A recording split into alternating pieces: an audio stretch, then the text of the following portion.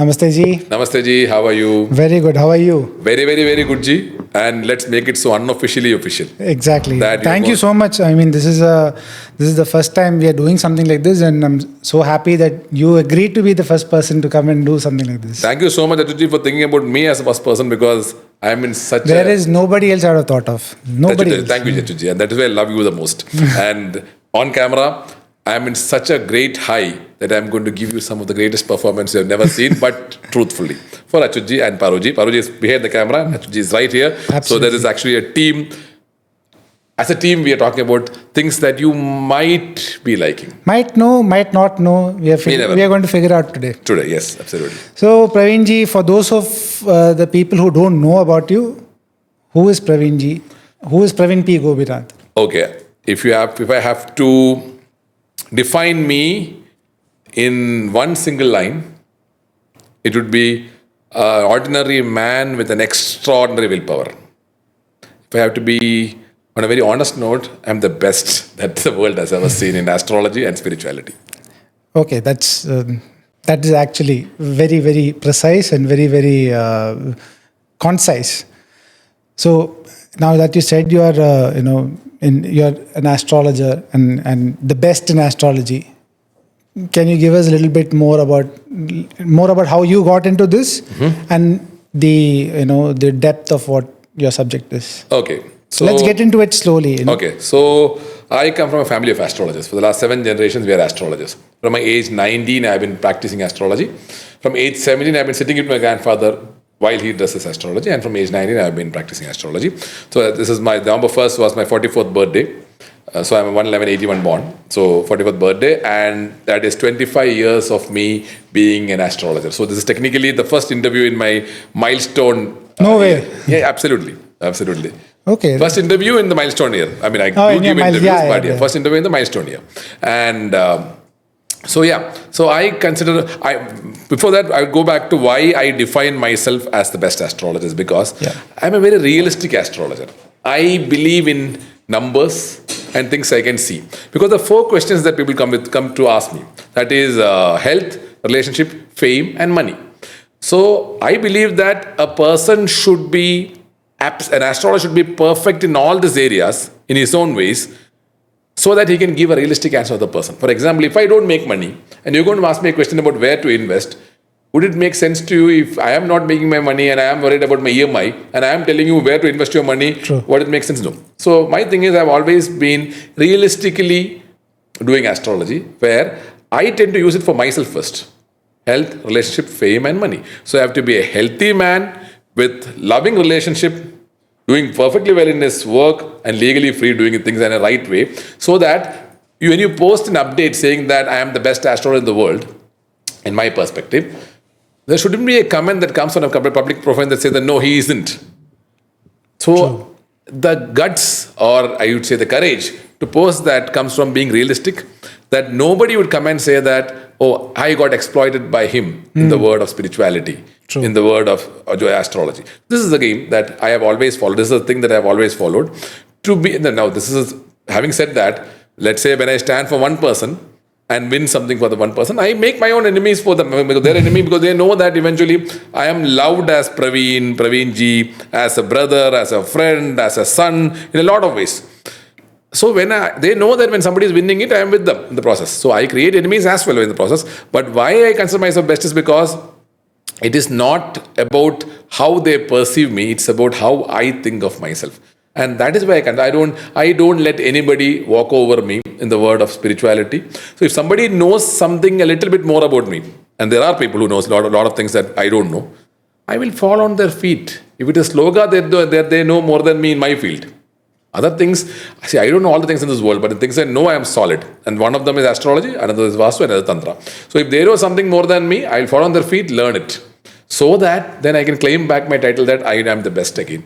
This is how it works. Great. So, I mean, that's great to hear that in that definition of, what you think is, or what you feel is best.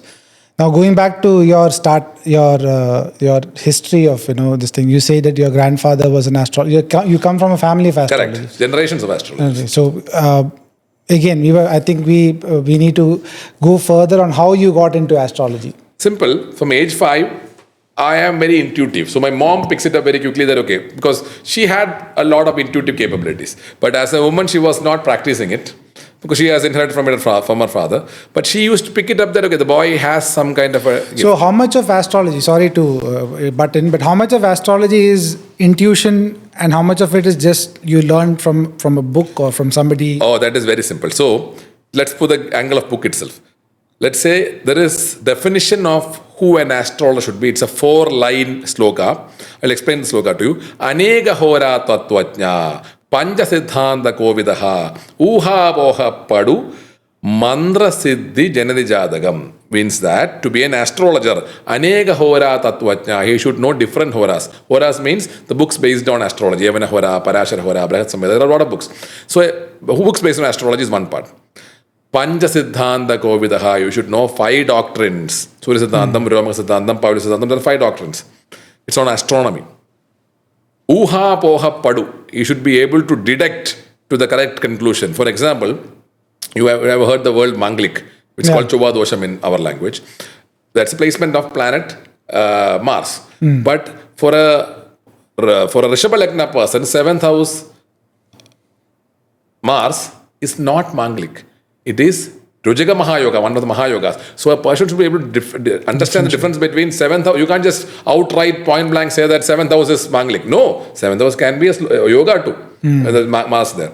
So Uha Poha Padu, and the last one, that's what makes a complete astrologer. Mandra Siddhi Janade Jadagam. Even if none of this is available, with this Siddhi, he should be able to tell what the chart of the person is or what is his future. That is the most important part, because let's say I'm looking at a chart of a person who is born in 75. That's a 50-year-old man or a woman. They have been married, changed houses, Vastu is changed, energy of other people came into play. If you look at this 50-year-old chart and decide his life right now on the placement of planet, you are having a wrong prediction there. So you should be able to correlate it. Just to make you understand very precisely, when an intuition comes into play about this person's chart, this person might have this problem, you just have to cross-check it with the chart to understand that, okay, does he have yoga for this yoga, and it is coming into play. So it is more like, it is not just studies, it is not just intuition. Just intuition, just studies, just studies. You add it together, you become a very good astrologer. Okay. Got it. Okay, that's amazing, Ji. Yeah, you were telling about your mother and how so she picked it up. She understood that. So technically, I'll tell you how I'm a spoiled brat in my own ways. Like I come from a very powerful family.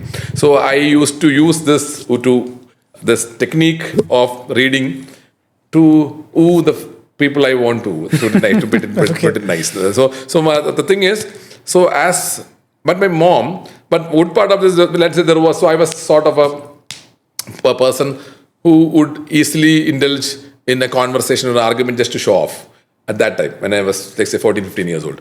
So, but I know the day there might be a big issue or a big problem in the school or anything, I'll just tell my mom, I'm not going to go to school today. And my mom will only ask me one question.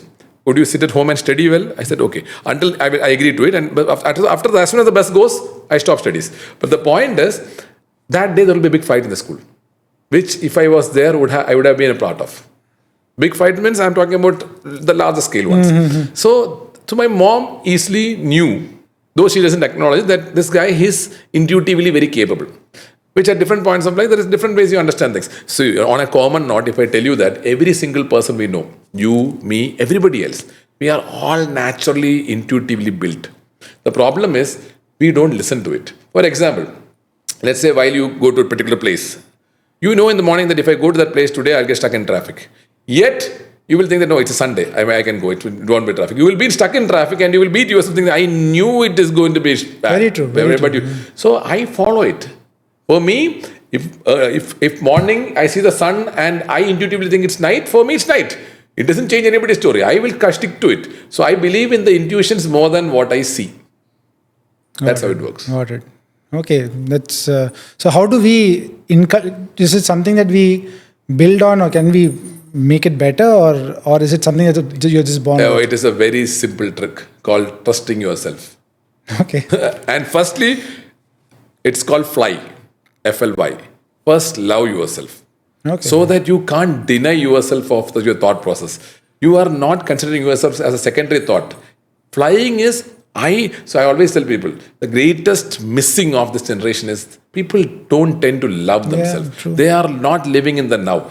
So astrology in an aspect is not about the future. Why do you think that is the case, G? That we doubt ourselves a lot? No, I mean I wouldn't say everybody, but there Yeah, are I mean, people not you, of mostly. course, but- So I always say when people come to me, mostly they are mostly in trouble when they come to me to ask. But there are people who come in happiness also. But the point what I'm trying to tell you was, it is not about a generic conception of the Gen Zs or the nothing that there. I'm just talking about it's people. It is we believe we are in Kali to an aspect. Yeah, true. No, but see, what I think is from what we learned from our, our very long history, people had these sort of intuitions and all. Absolutely. And over time, I think that has sort of become. We have been, what do we say? We are slaves to devices or instruments to do those intuitions that we used to do by ourselves. Correct. So is it something that humans have just stopped believing in themselves and hoping that, okay, science should verify it or something else should verify it? Or is it something that, that... On the contrary, Ajit, I believe that in the last 3-4 years, there's revival happening in a bigger scale of spirituality. True. People are starting to believe in things beyond their understanding. They are starting to realize that not everything has to be accepted by science to be believed. So, because technically, I'll tell you one thing, including this mic to the camera, everything is science. True. Okay, I agree that. And I am not saying that science is a very relevant part of it. There's no doubt about it. Definitely. But the point is, science has to grow another 25 years to explain spirituality in all its mode. That is the only difference that people didn't understand. They want to, why should everything in the world be science is my question always. When they come with the science factor, I always say, creating an atom bomb is science. Putting it on the flight is science. Taking it over Hiroshima and Nagasaki is science. But the moment you click the button to drop that bomb, it becomes unscientific in Sanskrit term of it. I'll tell you why. Because science in Sanskrit is called Shastram.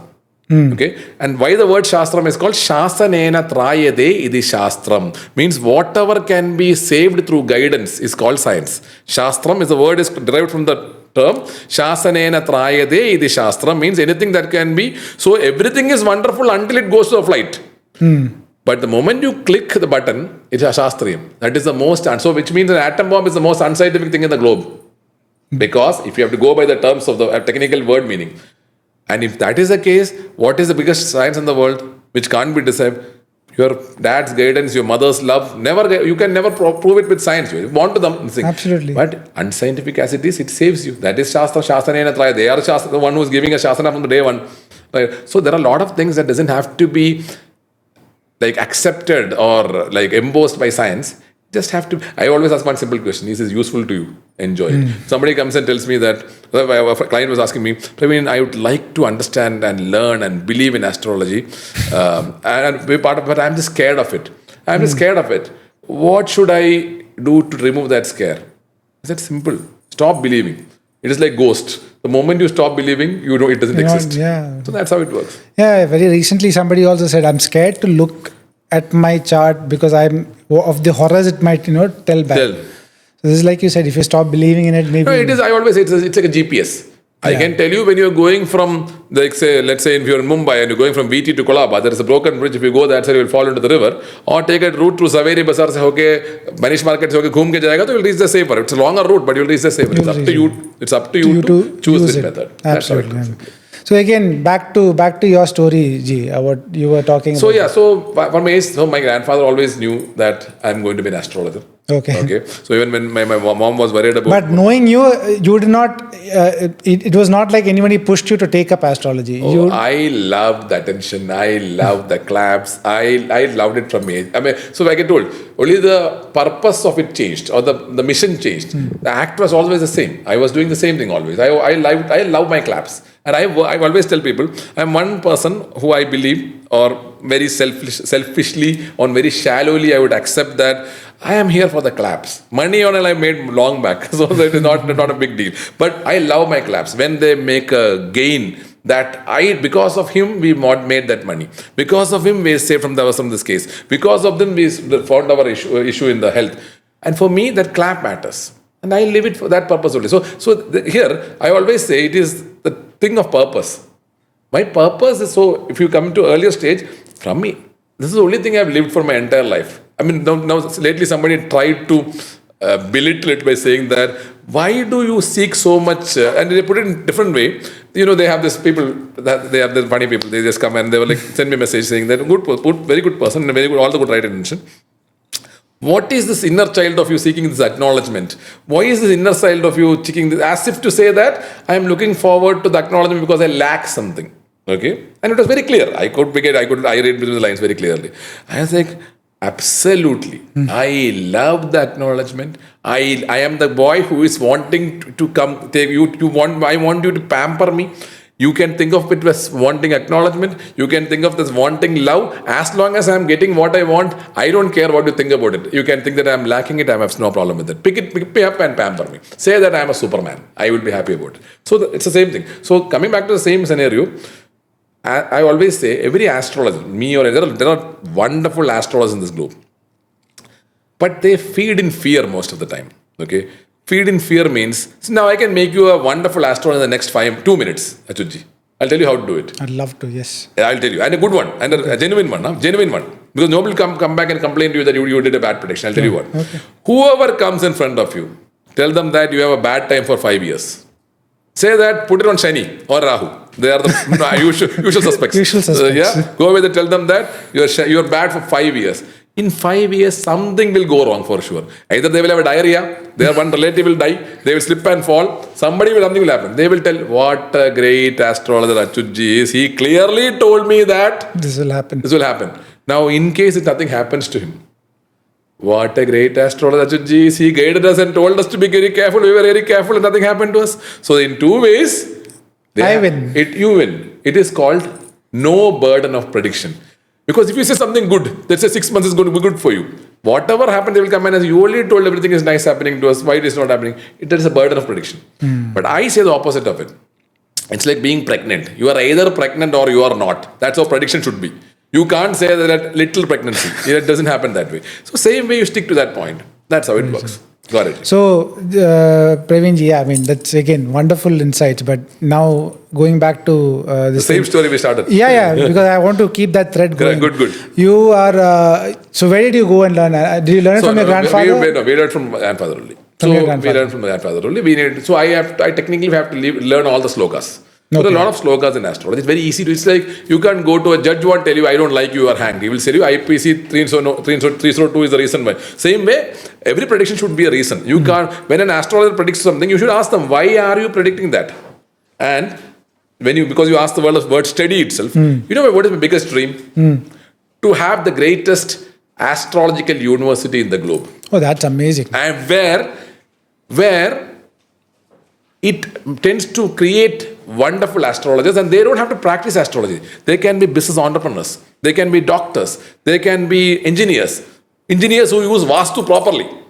Doctors who understands that it is not just the reports. Probably this person was born with a deficiency and it might be part of it so that they use their smartness in science to play it around and make it happen for them. Intuition, basically. Intuition? No, not only intuition. Because astrologically you can know medical astrology is very, very advanced. So it can tell you very, very where there is an issue. It's called medical astrology. There's a growth in the body. It can be known from the chart. So now when an astrologer knows it, he probably doesn't have a remedy for it. But when a doctor knows it, he'll know exactly what very quickly. For example, let's say a development of a tumor at the age of 30 and this person is looking at the chart from 2022 and realizes that if he does everything right, he might not develop this tumor and he knows how to do it because he's a doctor.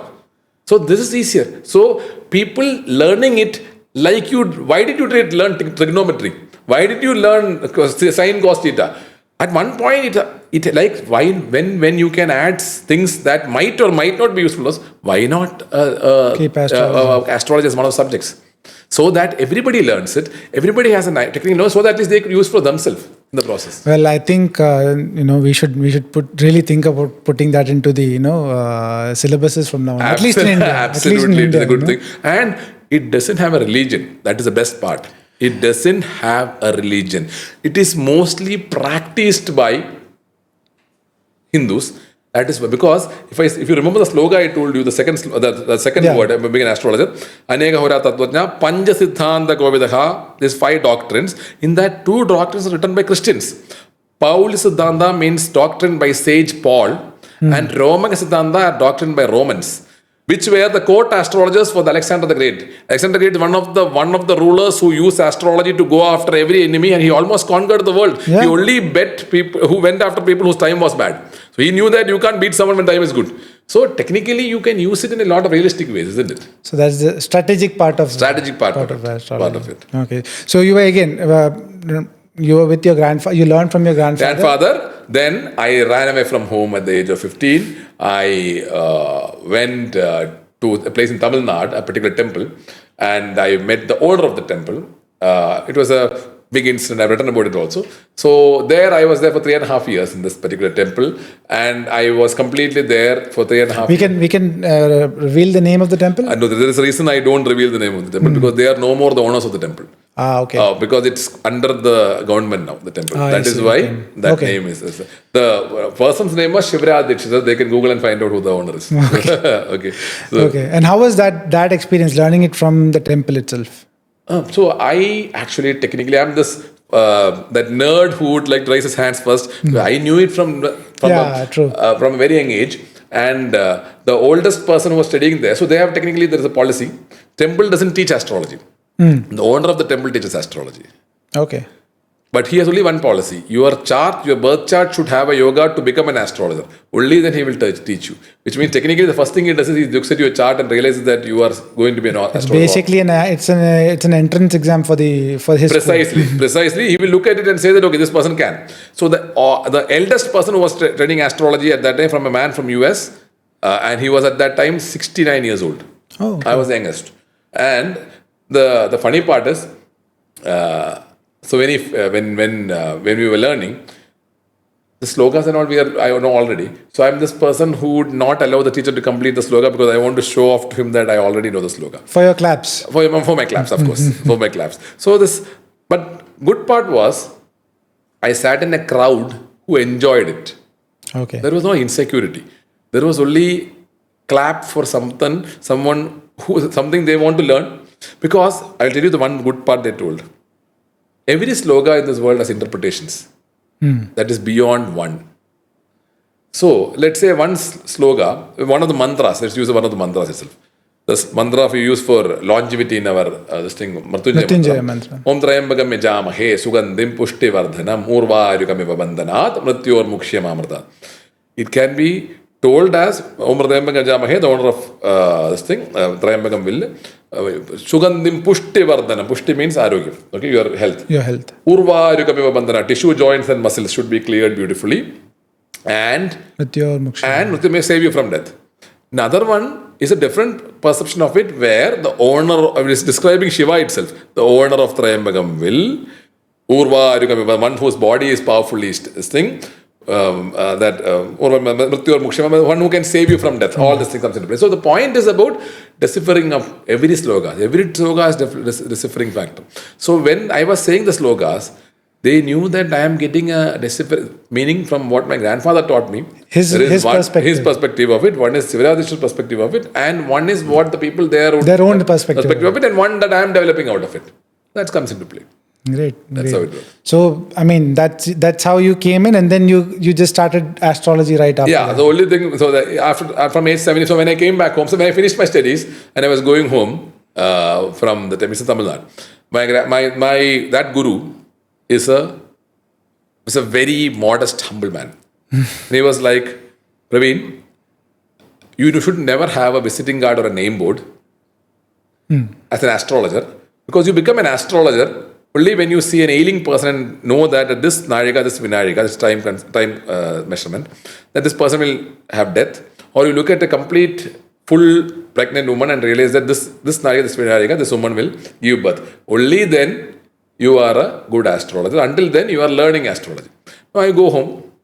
I said, okay, fine. Technically, I'll tell you, I can do both of this very easily. But I went home and I was talking to my grandfather, who is just like me. He's very feudalistic. There's a little bit of pinch of arrogance for people who doesn't like him. For people who love him, he's very confident. And I'm telling him, this is what Guru told me. And for the first time, I'm meeting him after 3.5, 4 years. First time I saw him very humble. For a quick second, you would miss it if you blink. I was like, what he told is very correct. And I'm like, oh, what is changed? And he's like, but not for a stupid reason your guru told.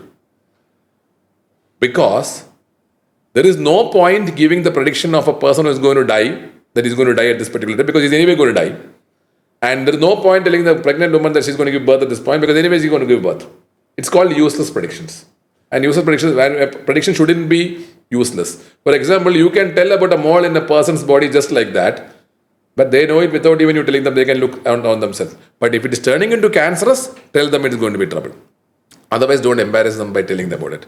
If they might be in a relationship that one doesn't make sense to you, or the morality or the conventions, that's not your story. Don't embarrass them by saying that. But if they are going to have any deformation, degradation, or any kind of issues because of the relation, talk about this. So you should know what to talk and what not to talk. It should be useless or useful prediction. Useful prediction. Now, what I agree with your guru is the part that you don't need a sign, a visiting card and name mode, because a lion should be seen and understood the lion. You shouldn't have to walk around with a visiting card and name mode. And that is why you have it. So that is why I have followed both. So being trained under two extremes of gurus, I think I have taken the middle path in a nicer way. I only am arrogant to people who doesn't like me. And actually, I am at my potential best when people hate me. So when I know somebody doesn't like me, I'm like, watch me do this again. Are you irritated? Very good. Let me do it again. So that's how it is. That's great, G. That's great, G. And so yeah, I mean, now I want to like get more deep into the things that you talked about astrology. Tell me. So for someone who is reluctant to get into this, or who is not sure of what astrology really is, what would you say to make them, I wouldn't say believe, but take the jump? Or it's a simple one magical word. Nothing.